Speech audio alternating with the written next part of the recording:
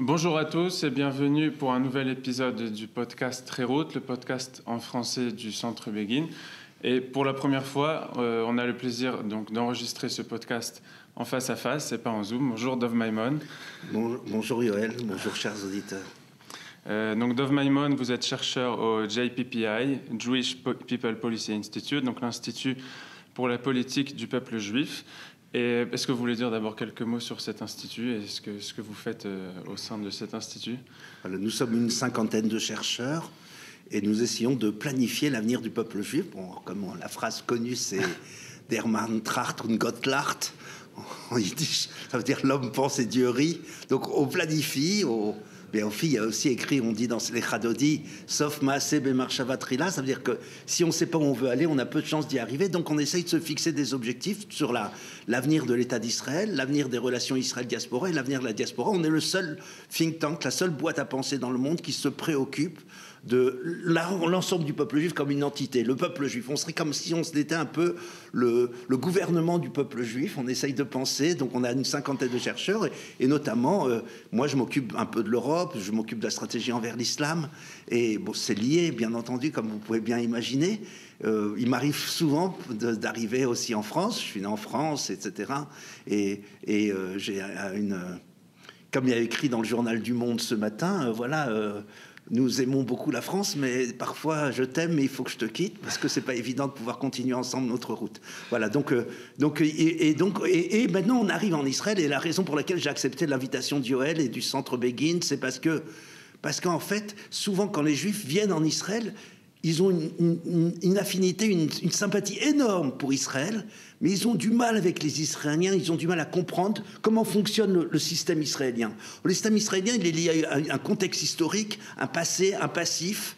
Et donc, un des moments où les gens ne comprennent rien, même s'ils habitent depuis 10 ans, 15 ans en Israël, c'est toute cette réforme judiciaire et pourquoi les gens, tout à coup, veulent faire une nouvelle constitution, etc. Donc voilà, on va en parler. Plonger directement dans le vif du sujet. Donc, dans le cadre de cet institut, donc vous faites des propositions au gouvernement israélien et donc en ce moment le JPPI a engagé une campagne pour qu'Israël adopte ce qu'il appelle en hébreu une chouka raza, c'est-à-dire une constitution maigre. Donc pour faire un peu d'histoire, donc vous l'avez cité, vous l'avez mentionné, pour les Français qui arrivent en Israël, c'est compliqué de comprendre pourquoi est-ce que Israël n'est pas doté de constitution. Donc effectivement, quand Israël a été créé en 1948, c'est mentionné dans la déclaration d'indépendance qu'Israël devra se doter d'ici octobre 1948 d'une constitution. Et les premières élections qui ont eu lieu en Israël n'étaient pas des élections pour la Knesset, mais pour une assemblée constituante, qui finalement a dérivé de son rôle et est devenue la première Knesset et qui a donc abandonné son rôle de constituante et donc de faire voter une constitution. Puisqu'on est au Centre Begin, je dois rappeler donc Menachem Begin s'est farouchement opposé à cette déviation du rôle et de l'objectif de l'Assemblée constituante. Il a dénoncé cette déviation. Il disait « Vous avez été élu pour donner une constitution à Israël. Et donc si vous déviez de cet objectif au nom duquel le peuple vous a élu, c'est une sorte de trahison, on ne peut pas aller jusque-là, mais voilà, c'est une déviation du mandat qui vous a été donné par le peuple. Et d'ailleurs, donc, on continue sur Menachem Begin, juste quelques mots, parce que c'est vraiment un combat qu'il a mené pendant toutes les années 50, lui et son parti, donc le Kherut, pour qu'Israël adopte une constitution. C'était vraiment très important pour lui, d'abord parce que il voyait dans le pouvoir du Mapai et le parti de Ben-Gurion en place certaines dérives autoritaires et il voulait mettre des limites donc, à ce pouvoir en place. Et aussi parce que quelque chose qui était très important pour Begin depuis sa période à la tête de l'Irgun, c'était de garantir les libertés individuelles, les libertés de l'opposition, les libertés de la presse, la liberté d'expression, etc. Et d'ailleurs, donc, il a proposé, lui et son parti, il a vraiment rédigé, je viens de la consulter, une proposition de constitution pour l'État d'Israël. Elle est très détaillée et très longue, elle fait plus de 40 pages.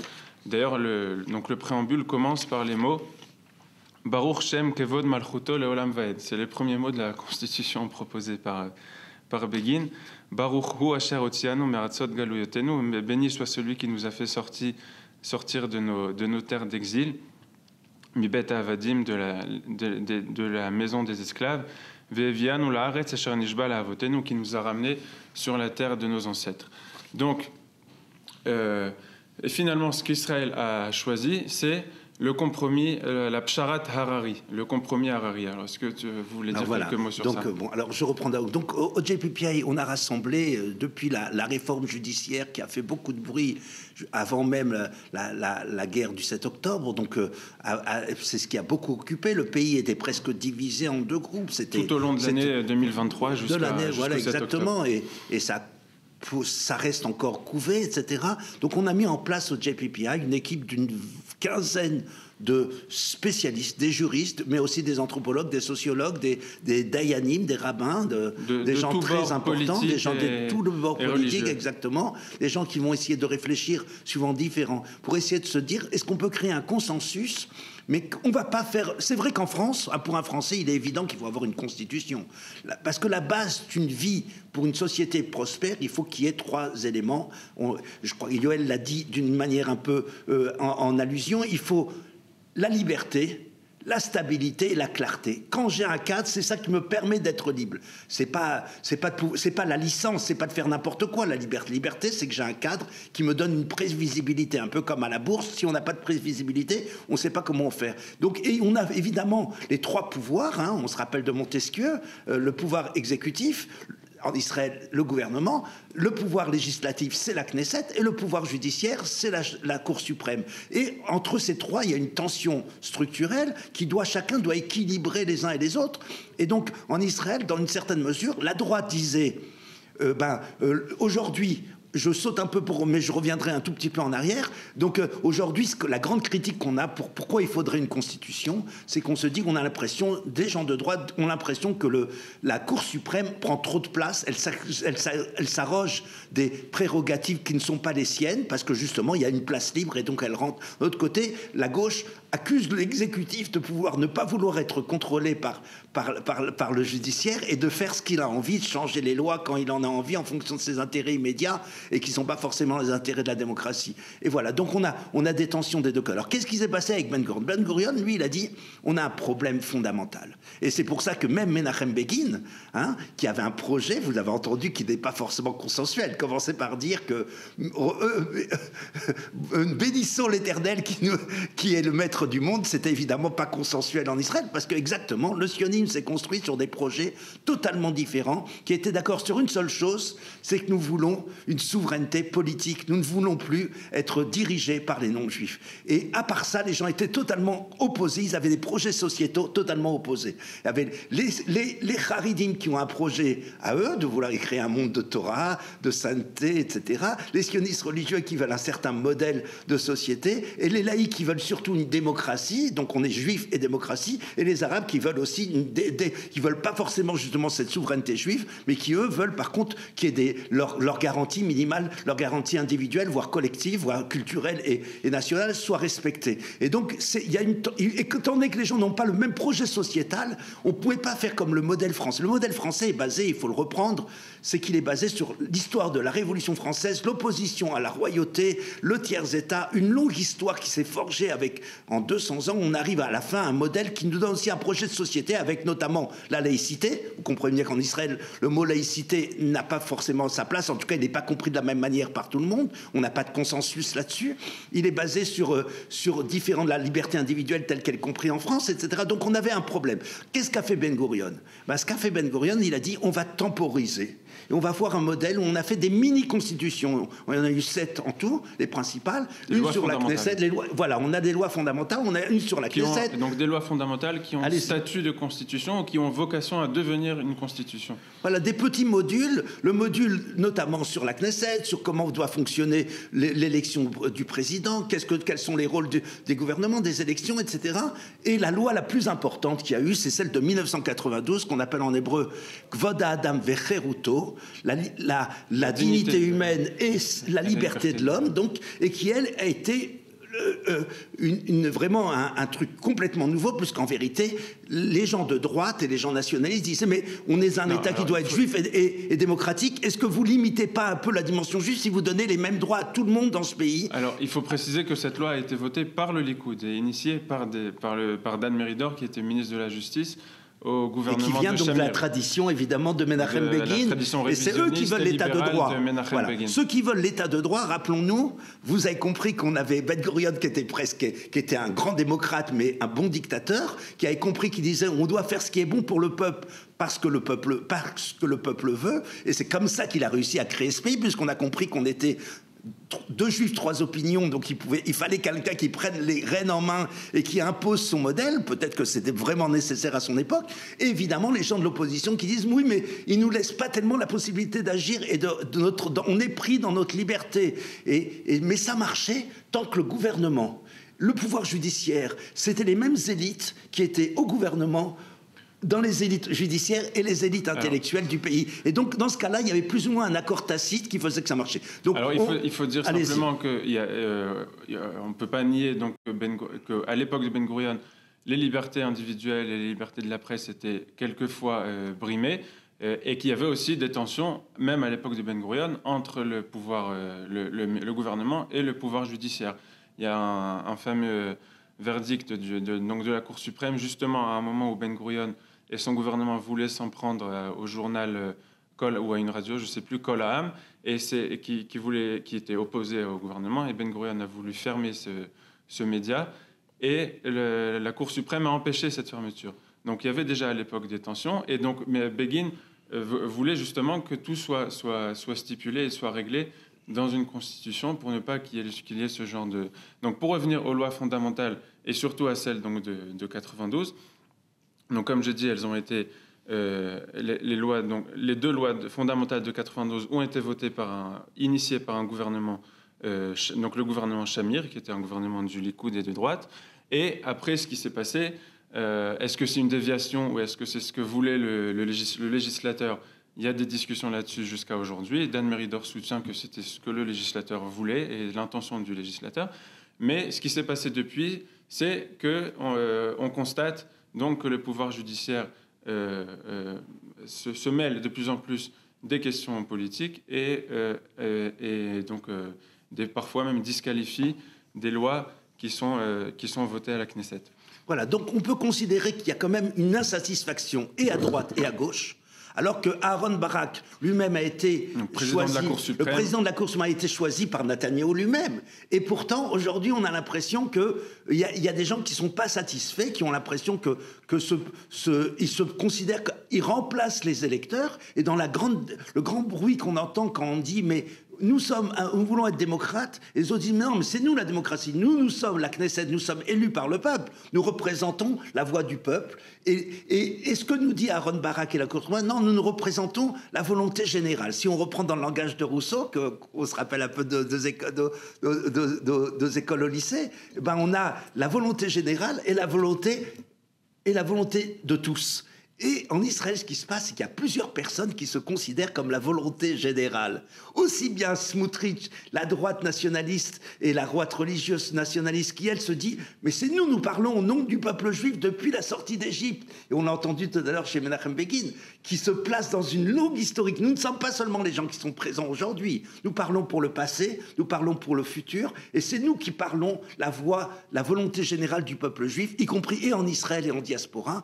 Et la Cour suprême qui dit c'est moi la volonté générale. Je parle au niveau des valeurs démocratiques de Isaïe, de Amos, de Zacharie et de Malachi, de tous les prophètes qui disent qu'il faut absolument garder la liberté individuelle, l'état de droit, etc. Donc on est d'accord sur presque tout. Il y a quand même quelques petites dérives.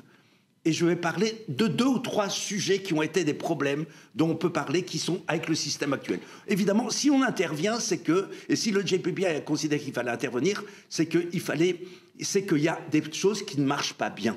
Sinon, on n'intervient pas. Un système qui fonctionne, on laisse les lois du marché, et on n'intervient que s'il y a une raison, un inconvénient concret. qui vient nous embêter. C'est les principes de la gestion publique. Alors, quels sont les sujets? Donc, je vais en donner 2 ou 3, très brièvement, et Yoël pourra rajouter là-dessus et expliquer peut-être bien mieux que moi. La première chose, on se rappelle tous qu'en 2019, et on a eu 10 solutions, on a eu 5 élections en 4 ans de la Knesset. Et qu'est-ce qui se passait? Eh bien, en France, on connaît que Emmanuel Macron n'a pas le droit de dissoudre l'Assemblée tous les jours. Il a le droit de le faire une fois et après il doit attendre au moins 1 an, etc. En Israël, il y a 3 façons de dissoudre l'Assemblée. En fait, ça revient pratiquement à une seule, essentiellement, parce que les députés n'aiment pas dissoudre l'Assemblée, ils ont peur de ne pas être réélus. Mais celui qui décide vraiment de dissoudre l'Assemblée, c'est le Premier ministre en Israël. Et quand il n'est pas content des résultats, eh ben, il dit c'est comme si moi je jouais à un jeu, là, au tennis ou truc. Ah, je ne suis pas content, on va changer les lois du jeu. Alors, parce que les résultats ne me plaisent pas. Ou alors, on va changer l'arbitre, parce que les résultats ne me plaisent pas. Alors, pour éviter ce genre de choses, parce qu'en fait, quand on regarde ce qu'a voulu faire le JPPI, on pouvait faire une constitution à la française ou à l'américaine. Il faut avoir un projet sociétal et la constitution, comme en France, va clarifier. Mais en Israël, ce qu'on a voulu faire... Restons d'abord sur les dysfonctionnements et après on parlera de la proposition du JPPI. Alors très bien, les dysfonctionnements, donc je précise simplement, c'est quoi cette constitution minimaliste? C'est qu'on va essayer de gérer le minimum sur lequel on est tous d'accord et sur lequel on pense quand même qu'il faut quand même intervenir, et en laissant pour le futur la notion qu'on va créer un projet sociétal partagé par tous, et on va laisser pour l'instant cette profusion des différents projets sociétaux qui, dans leur tension entre les uns et les autres, comme écrit le Rav Kook dans Rotatria, page 70, il est bien qu'il y ait différents projets, un peu comme dans une concurrence qui fait que chacun va tirer la couverture vers lui, on va pouvoir être à la fois juif, à la fois démocratique, à la fois national et patriote. Donc il fallait faire. Donc quel était un premier sujet? On l'a dit, la capacité de l'exécutif, donc du Premier ministre, de dissoudre l'Assemblée quand ça lui plaît pas, et de le faire chaque fois qu'il voit qu'il peut. Il a fait des sondages, il voit que tout à coup il a des meilleurs résultats. Demain matin, il dissout l'Assemblée et il profite de ce moment où il a gagné la guerre avec l'Iran, où il a gagné avec telle ou telle chose, et il passe son temps sur les sondages, et ça empêche à la stabilité. On a parlé tout à l'heure, stabilité, clarté et liberté, ça empêche la stabilité, et d'un autre côté, il faut laisser une capacité d'improviser pour que le Premier ministre, en situation d'un pays, démocratie en guerre comme Israël, de pouvoir évidemment de prendre des décisions parfois autrement, pas avec le modèle français, avec un modèle israélien qui est dans un contexte israélien. Deuxième chose dont on va parler, c'est que justement on a dit que la Cour suprême tout à coup se donne des prérogatives, se considère comme l'incarnation du projet sioniste et juif, et elle va décider de toutes sortes de choses, parfois des opérations de l'armée qui sont interdites, des opérations où il y a des situations de dilemmes moraux très importants en Israël, puisque quand parfois il y a des terroristes, des chefs terroristes qui sont dans une voiture avec 2-3 personnes, est-ce qu'on rentre, on rentre pas dans la maison? Est-ce qu'on a le droit de faire toutes sortes de lois dans l'armée qui a envie d'utiliser certaines choses qui sont pas totalement dans le principe général, mais parce que le droit international ne permet pas de gagner la guerre dans des guerres asymétriques. Il a été construit sur les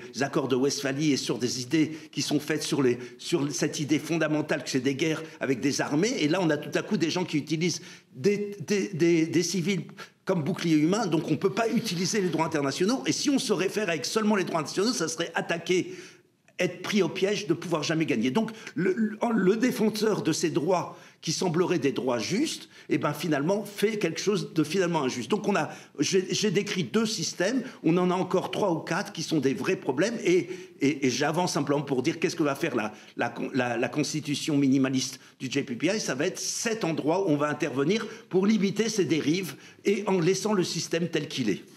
Alors, au-delà du pouvoir du gouvernement, du Premier ministre à dissoudre l'Assemblée, on a vu aussi au cours de ces élections à répétition que chaque nouveau gouvernement élu pouvait changer, modifier donc, les lois fondamentales qui ont statut de constitution à sa guise. C'est comme ça qu'on a vu apparaître un gouvernement à 2 têtes, à l'époque du gouvernement de Netanyahou et Benny Gantz.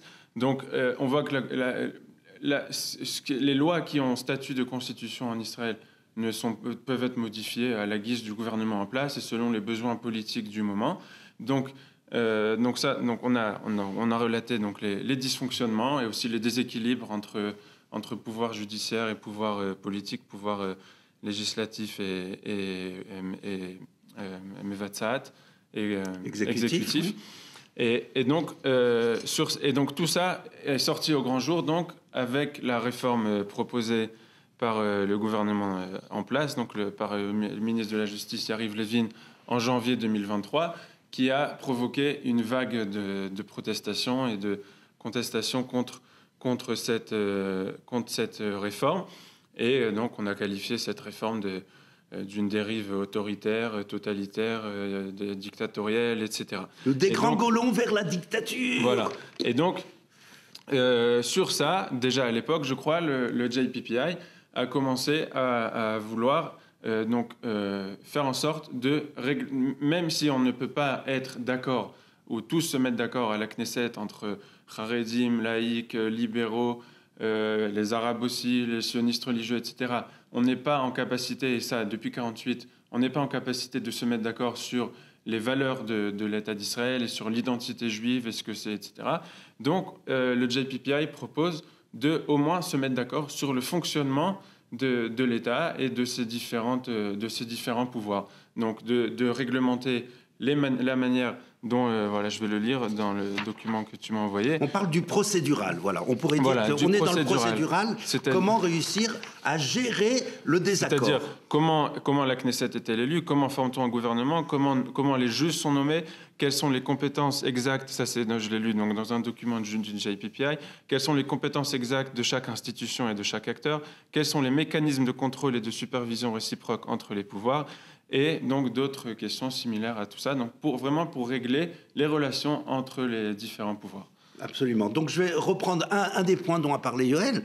Par exemple, imaginez qu'une loi fondamentale, on peut à 2h du matin, quand la moitié des gens sont endormis ou sont partis à la Knesset, arriver à une majorité de 61 sur 120 députés et annuler une loi fondamentale. Mais je dirais même moins, il peut y avoir 10 députés dans la salle, ça peut être 6 contre 4 et la loi est modifiée. Exactement, donc c'est quelque chose évidemment qu'on comprend bien, nous en tant que Français, en tant que personnes qui ont vécu avec la Constitution française, qu'on doit se protéger et renforcer. Donc il s'agit des fois de choses assez simples sur lesquelles il y a un consensus qui est très large. Donc maintenant, il y a des choses sur lesquelles il y a des consensus très larges. On a dit tout à l'heure la place du Shabbat, la place du judaïsme, le droit des minorités en Israël. Il y a des choses sur lesquelles il y a des désaccords, puis il y a des choses qu'on est d'accord, et en vérité, on va reprendre sur les choses qu'on est vraiment, on se ressemble plus qu'il ne semble. Il y a des gens qui poussent, et on va essayer d'agir au niveau procédural pour comment gérer le désaccord, comment minimiser et éviter les dérives des trois différents pouvoirs,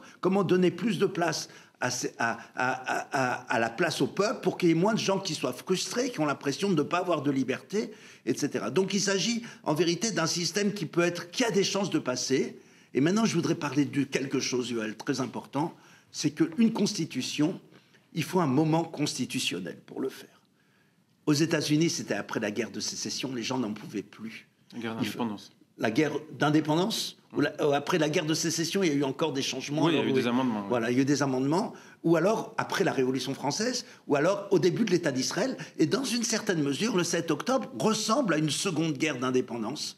Et donc, il y a peut-être une opportunité maintenant que les gens s'accordent sur ce genre de choses. Il y a une certaine crise de régime, on pourrait le dire comme ça. Voilà, il y a une crise de régime, on veut changer les choses. En vérité, derrière tout ça, on peut en parler un tout petit peu quand même, qu'il y a eu un changement démographique qui fait qu'aujourd'hui, la gauche qui a été au pouvoir, évidemment, au début de l'État, avec l'arrivée d'1 million de Russes qui sont quand même dans le camp national, les nouveaux immigrants qui sont pratiquement tous dans le camp national, à 90%, que ce soit les Juifs qui viennent de France ou des États-Unis ou de Russie ou d'autres des pays de l'Est, sont des gens qui sont dans le camp national. Et donc tous ces gens-là font qu'aujourd'hui, il y a une majorité d'Israéliens qui ne sont plus comme ceux qui sont représentés par la Cour suprême et les anciennes élites. Et donc on a un changement d'élite. Il y a un autre changement démographique, et ça rejoint Ben Gurion, parce qu'un des arguments de Ben Gurion contre le fait de mettre en place une constitution en 1948, c'était de dire qu'on est une infime minorité en Eretz Israël du peuple juif, donc on ne peut pas décider pour l'ensemble du peuple juif.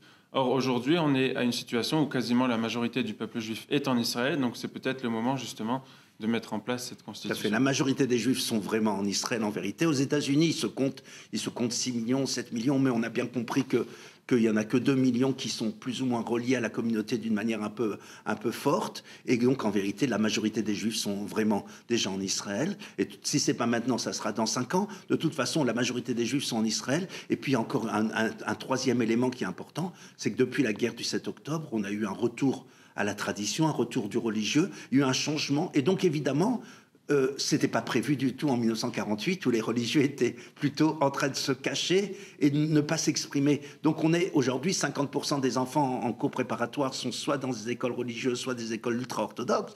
Donc on a, évidemment, le monde est en train de changer au niveau démographique. Les séfarades, les ashkénazes, on a d'autres rapports à la tradition. On a un nouveau modèle qu'on ne peut pas imposer le contexte, parce qu'on ne sait pas ce que va devenir l'État d'Israël. Et on s'attend à une grande vague de Yérida après la guerre, une grande vague de Aliyah. Ça aussi, ça va changer aussi les choses. On peut voir des centaines de milliers de Juifs qui vont venir d'Europe, de l'Ouest et des États-Unis, comme on a vu balayer le judaïsme d'Europe de l'Est et balayer les judaïsmes du monde musulman. On peut voir aussi une autre vague qui va venir en Israël, qui eux aussi vont apporter leur propre modèle de société et qui vont enrichir le modèle israélien. Et pour ça, il faut créer un cadre. Voilà. Donc cette idée de cadre, évidemment, c'est extrêmement délicat.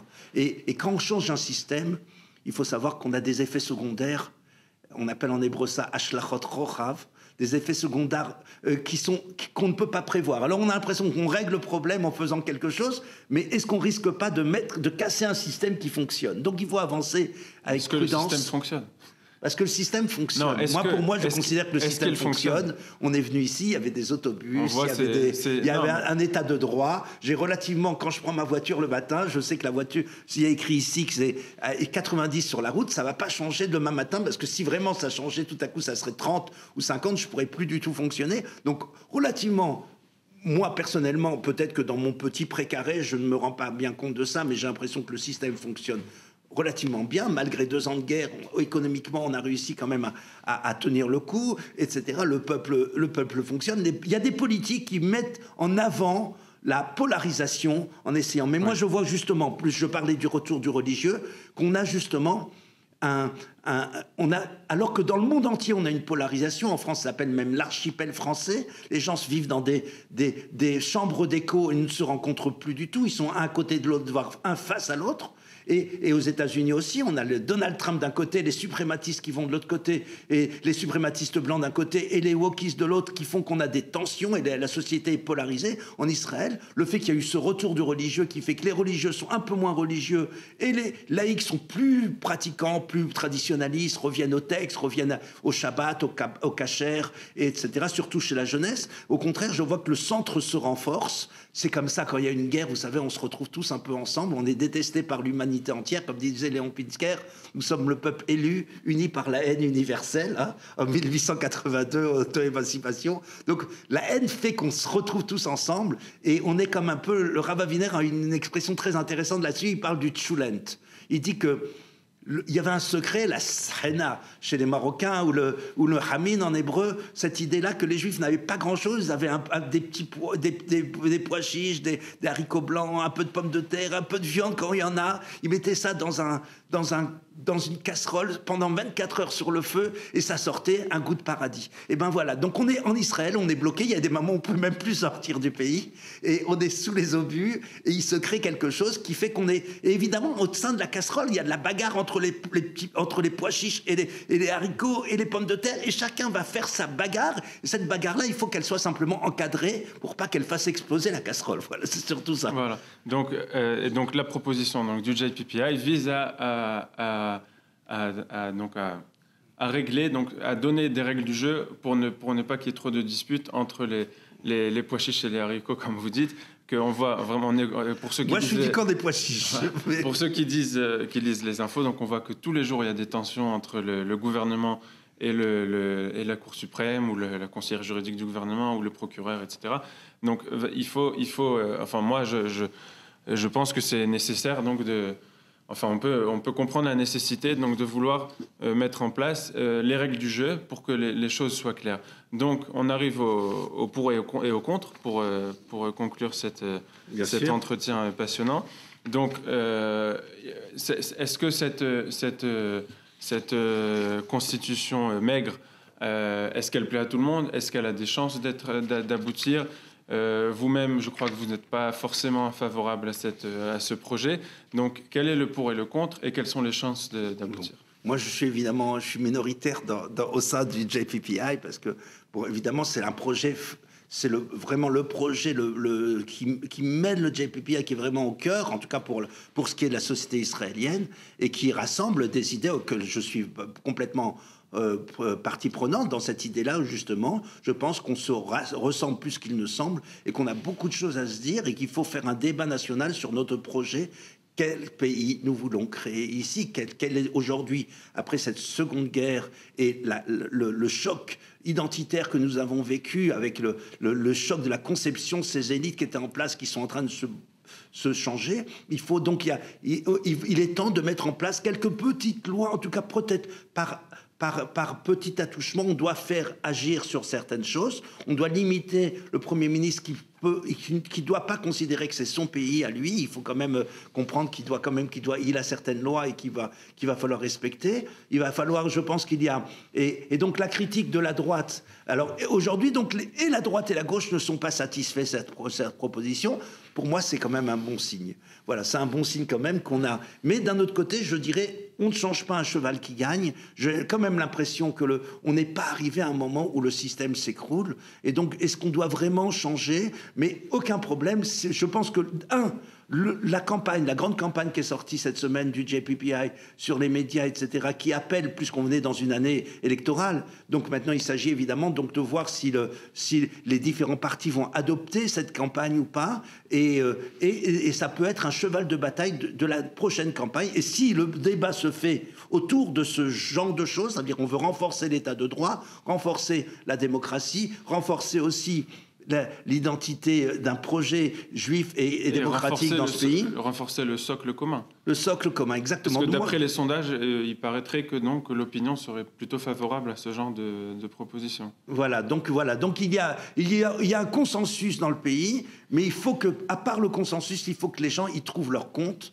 Or, on a des gens qui sont intéressés d'abord, je dis, qui appellent à la haine des uns des autres pour toutes sortes d'intérêts politiques, parce qu'en vérité, ce qui se passe en Israël, c'est que il y avait une bonne image de Bambi Sheleg, Zechona Livracha, que j'ai travaillé pendant 10 ans avec elle dans Eretz Acheret, dans un journal qui parlait justement des questions de fond de l'État d'Israël. Au lieu de, par-delà les bruits des médias, etc., il y a des questions de fond. Et elle parlait comme une pizza. Elle disait, le bord de la pizza est très dur, mais le centre est très mou. Ça veut dire que si on regarde, il y a d'un côté les ultra-orthodoxes, d'un côté les laïcs, les laïcards, d'un autre côté les nationalistes révisionnistes et qui donnent d'abord la notion d'État et d'État-nation à primauté, etc. Mais au centre, la majorité des Israéliens de ces parts de pizza, eux, ils sont très très proches les uns des autres. Et autour de moi, je le vois, que ce soit à l'armée, que je vois les gens que je rencontre autour de moi, et je rencontre beaucoup de monde, et ben les gens se ressemblent énormément. Alors ils peuvent s'appeler... Si les politiciens ont tendance à dire nous sommes contre l'armée et les autres disent nous sommes pour l'armée, les gens au quotidien en vérité sont assez d'accord sur presque tout. Et je pense que c'est ce quatrième mouvement. D'ailleurs, il y a une organisation qui s'appelle Rivon Arrevi, oui. Donc le quatrième quart, qui eux disent nous sommes le centre de cette pizza et nous sommes d'accord sur presque tout. Donc je pense que ces initiatives qui sont sorties de la guerre, qu'il fallait pour les accoucher, il fallait peut-être une guerre parfois, je suis tout à fait optimiste. Je suis optimiste qu'il va en sortir quelque chose de très bien. Je ne crois pas à la guerre civile dans ce pays. Nous avons trop d'ennemis à l'extérieur. Nous avons trop souffert pendant 2000 ans. Nous n'avons pas où aller. À l'extérieur, on sait que l'antisémitisme ne fait que commencer. Ce qu'on a vu pour l'instant, ce n'est que le début. C'est-à-dire que quand est arrivé le Covid, on a l'impression que le monde s'écroulait autour de nous. Quand est arrivé le 7 octobre, on a l'impression qu'on a oublié le Covid. Et là, ce qu'on est en train de vivre comme phase d'antisémitisme majeur, de ce renouveau d'antisémitisme, on revient à la solitude d'Israël, que ce soit et en Israël et en diaspora. Et Et ben cette fait qu'on est tous ensemble au milieu et on se retrouve beaucoup plus proche. Donc je crois que c'est le moment, c'est un moment constitutionnel. On a cette possibilité peut-être de voir émerger qu'on va simplement mettre quelques lois pour éviter qu'on puisse faire n'importe quoi et qu'on puisse justement éviter, faire des contre-pouvoirs, renforcer cette division des pouvoirs telle que nous l'a appris Montesquieu.